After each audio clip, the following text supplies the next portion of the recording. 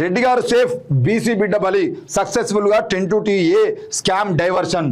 22A స్కామ్తో అతలాకుతలమైనటువంటి రేవంత్ సర్కార్ 30,000 కోట్ల దందాకు తెరలేపినట్లు ఆరోపణలు. పొంగులేటి శ్రీనివాసరెడ్డి మెడకు కుంభకోణం, దెబ్బకు వణికిపోయిన సీఎం మంత్రి పొంగులేటి వరుస రివ్యూలు, క్షమాపణలతో తప్పించుకున్నటువంటి ప్రయత్నం. కొండా సుస్మిత వ్యాఖ్యలతో పక్కదారి పట్టినటువంటి 22A చర్చ. మీడియా మొత్తం కొండా ఎపిసోడ్తో బిజీ. ఊపిరి పీల్చుకున్నటువంటి సర్కారు పెద్దలు. కేబినెట్ నుంచి కొండ అవుట్, రాజీనామానా బర్తరఫా, రిజైన్ చేయాలని ఇప్పటికే సీఎం ఆదేశాలు. చేయకపోతే విదేశాల నుంచి రాగానే వేటుపడేటువంటి ఛాన్స్. నీ కూతురు వ్యాఖ్యలను ఎందుకు ఖండించలే అనిపేసి అన్న అడుగుతున్నాడు. సుస్మిత సీఎంను ఇష్టం వచ్చినట్టు తిట్టింది. తాగుబోతు లెక్క బజారు మాటలు అన్నది. ఎవరన్నా తాగుబోతు? తెలంగాణలో ఉన్నటువంటి ఒక బీసీ బిడ్డ తాగుబోతా? రెడ్లు మాట్లాడినప్పుడు వాళ్ళు సంసారులా? రెడ్లు మాట్లాడారు కదనా. మొన్న వేదిక మీద మీ పక్క నియోజకవర్గానికి సంబంధించినటువంటి ఎమ్మెల్యేను బొందబెట్టి ఇంకో ఆయనకు టికెట్ ఇస్తా అని చెప్పేసి బహిరంగంగా, ఆయన ఎవరండి బీఫామ్ ఇస్తాము, ఈయనను ఎమ్మెల్యే ఇస్తామని ప్రకటించడానికి రాజగోపాల్ రెడ్డికి ఏం అధికారం ఉన్నది? ఆ రోజు మాట్లాడలేదు మరి మీరు. మందుల సామెలకు వ్యతిరేకంగా ఒక వ్యక్తి తయారవుతున్నప్పుడు ఆయన గురించి ఎందుకో మాట్లాడలేదు. తాగుబోతా? తెలంగాణలో ఒక బీసీ బిడ్డ ప్రెస్ మీట్ పెట్టండి, తాగుబోతా? మరి రెడ్ల బిడ్డల గురించి ఎందుకు మాట్లాడలేదు? ఇప్పుడు రెడ్ల బిడ్డలు మాట్లాడే సందర్భాలు ఉన్నాయి కదా, వాళ్ళ బిడ్డల విషయంలో మాట్లాడేందుకు? కల్వకుంట్ల కవిత ప్రెస్ మీట్ పెట్టినప్పుడు ఒక్కసారి కూడా తాగుబోతాను అనేందుకు? వెలమల జోలికి, రెడ్ల జోలికి పోతే మెడికల్కి వస్తారని భయమా? ఇకపై ఎవరు సీఎంను తిట్టినా ఊరుకోం. నీ వల్ల పార్టీకి, ప్రభుత్వానికి నష్టం జరుగుతుంది. మంత్రి కొండా సురేఖపై ప్రభుత్వ విప్ ఎమ్మెల్యే వేముల వీరేశం వ్యాఖ్యలు కావవి. అవి రేవంత్ రెడ్డి వ్యాఖ్యలు. రేవంత్ రెడ్డి స్క్రిప్ట్ ఇచ్చి వీళ్ళతో చదివించిండు.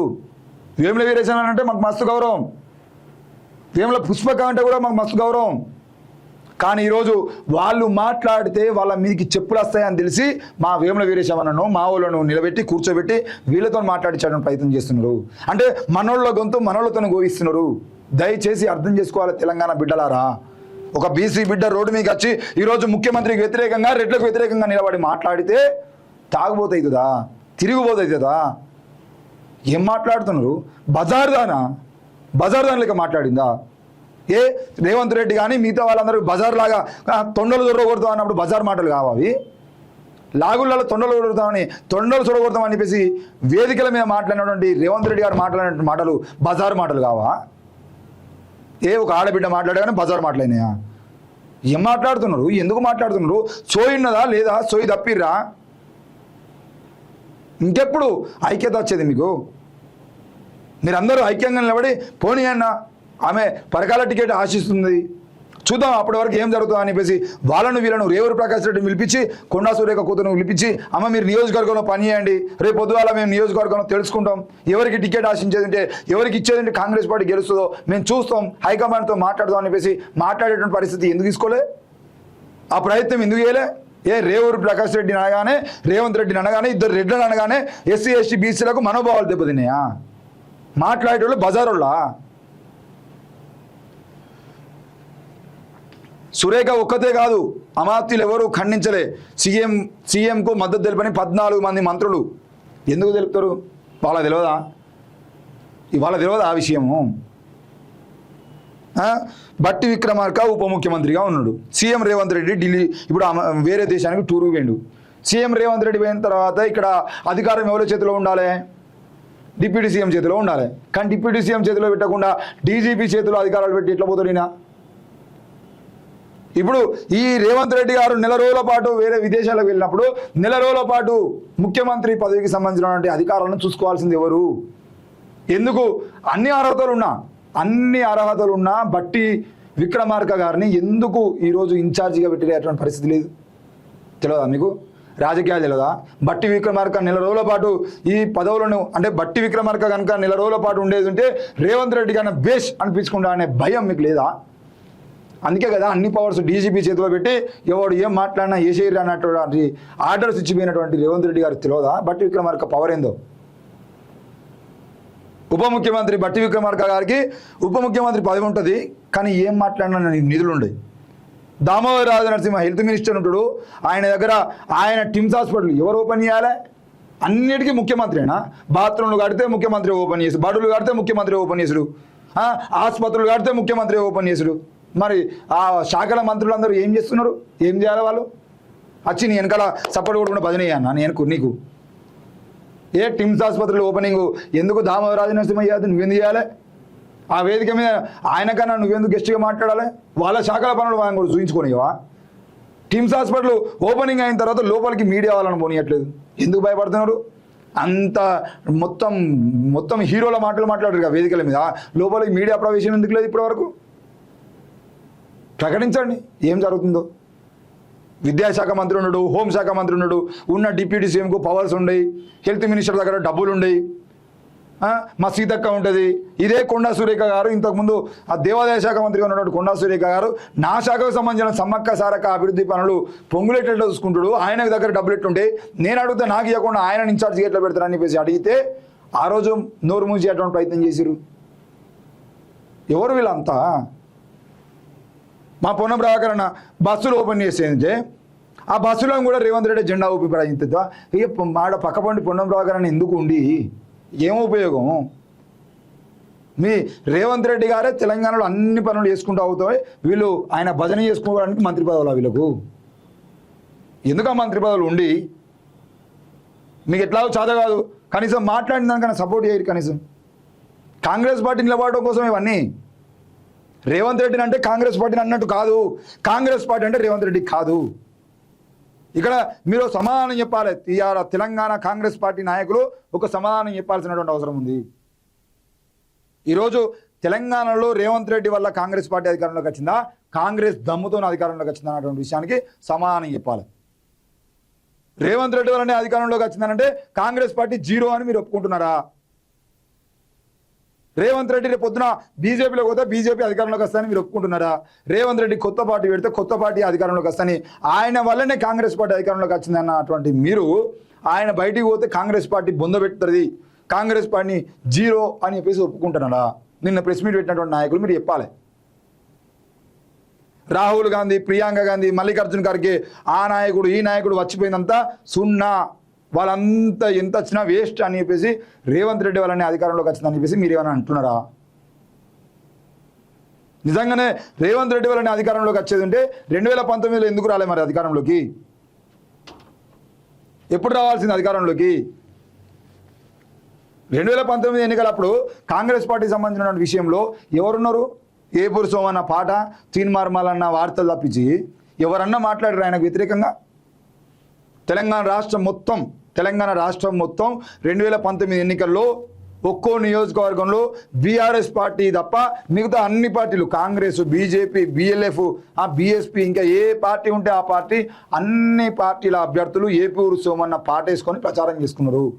మరి ఆ ఏపూరు సోమన్న ఎక్కడున్నాడు ఇప్పుడు? ఎవని పాలయ్యిందిరో తెలంగాణ, ఎవడేలుతున్నాడు రో తెలంగాణ అనేటువంటి పాట తప్ప మీ కాంగ్రెస్ పార్టీ నాయకులు ఎవరైనా ఉన్నారా? మరి ఈరోజు ఏపూరి సోమన్న పాట వల్ల కాంగ్రెస్ పార్టీ అధికారంలోకి వచ్చిందా, రేవంత్ రెడ్డి పైసల వల్ల అధికారంలోకి వచ్చిందా? చెప్పుర్రి. ఏం మాట్లాడుతున్నారు?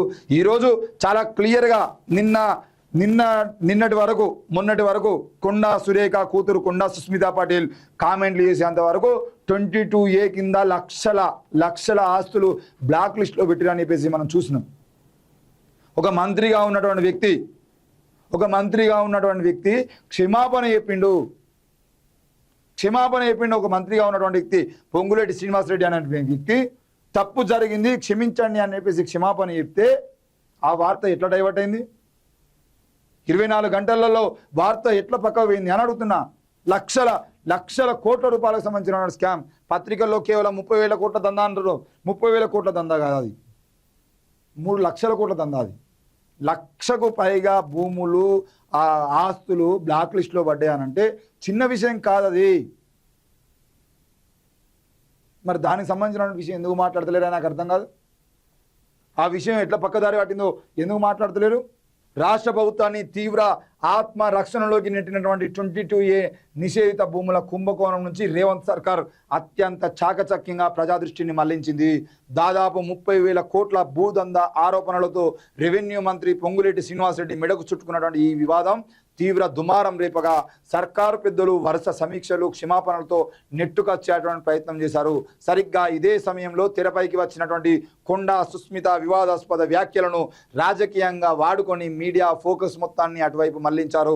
దీంతో భారీ కుంభకోణం నుంచి రెడ్డి గారు సేఫ్ కాగా అంతర్గత రాజకీయాల్లో బీసీ వర్గానికి చెందినటువంటి మహిళా మంత్రి కొండా సురేఖనే బలిపశువు అయ్యారన్నటువంటి చర్చ జోరుగా సాగుతుంది.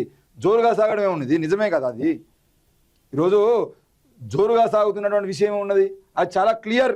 ఈరోజు పొంగులేటి శ్రీనివాసరెడ్డి రేవంత్ రెడ్డి 100,000 కోట్ల రూపాయల ఆస్తులకు సంబంధించిన విషయంలో వాళ్ళు చేస్తున్నటువంటి స్కామ్ బయటపడకుండా ఉండడం కోసం ఈరోజు మొత్తం రెడ్డి గారు సేఫ్, బీసీ బిడ్డ బలి అని చెప్పేసి జరుగుతుంది రాజకీయం. సామాన్య ప్రజలు రియల్ ఎస్టేట్ రంగానికి చెందినటువంటి వేలాది మంది రోడ్లపైకి వచ్చి నిరసన తెలపడంతో ప్రభుత్వం తీవ్ర ప్రజా వ్యతిరేకతను ఎదుర్కొంది. 1,000 కోట్ల దందాకు తెరలేపినట్లు చట్టబద్ధమైనటువంటి భూములను ఉద్దేశపూర్వకంగానే నిషేధిత జాబితాలో చేర్చారని, వాటిని తిరిగి క్లియర్ చేసేందుకు భారీగా కమిషన్లు డిమాండ్ చేస్తూ దాదాపు 30,000 కోట్ల భూదందాకు తెరలేపారని ప్రతిపక్షాలు తీవ్ర స్థాయిలో ఆరోపణలు గుప్పించాయి. రెవెన్యూ శాఖలో జరిగినటువంటి ఈ అక్రమాల వ్యవహారం నేరుగా మంత్రి పొంగులేటి శ్రీనివాసరెడ్డి మెడకు చుట్టుకుంది. ప్రభుత్వ తప్పిదాలు బయటపడడంతో ప్రతిపక్షాలు ఆయన రాజీనామాను డిమాండ్ చేస్తూ కాంగ్రెస్ హైకమాండ్కు ఫిర్యాదులు చేయడంతో వ్యవహారం ఢిల్లీ స్థాయికి చేరింది. వణికిపోయిన సీఎం, మంత్రి, ప్రతిపక్షాల దూకుడు, ప్రజాక్షేత్రంలో వెలువెత్తిన ఆగ్రహం చూసి సీఎం రేవంత్ రెడ్డి, మంత్రి పొంగులేటి శ్రీనివాసరెడ్డి తీవ్ర ఆందోళనకు గురయ్యారు. ప్రభుత్వ ప్రతిష్టకు భారీగా భంగం వాటిల్లేటువంటి పరిస్థితి ఏర్పడడంతో పాలక వర్గంలో వణుకు మొదలైంది. పరిస్థితి తీవ్రతను గమనించినటువంటి ప్రభుత్వం సచివాలయంలో ఉన్నతాధికారులతో వరుస సమీక్షలు నిర్వహించింది. అధికారుల తప్పిదం వల్ల జరిగింది అని చెబుతూ స్వయంగా మంత్రి క్షమాపణలు కోరి సమస్యల నుంచి బయటపడేందుకు తీవ్ర ప్రయత్నాలు చేశారు. సుస్మిత వ్యాఖ్యలతో 22A పై చర్చ పక్కదారి. ఇలాంటి క్లిష్ట సమయంలో మంత్రి కొండా సురేఖ కుమార్తె కొండా సుస్మిత సీఎం రేవంత్ రెడ్డిని టార్గెట్ చేసినటువంటి ఘాటు వ్యాఖ్యలు తెరపైకి వచ్చాయి. దీంతో ఒక్కసారిగా రాష్ట్రంలో 22A స్కామ్ గురించిన చర్చ పక్కదారి పట్టింది.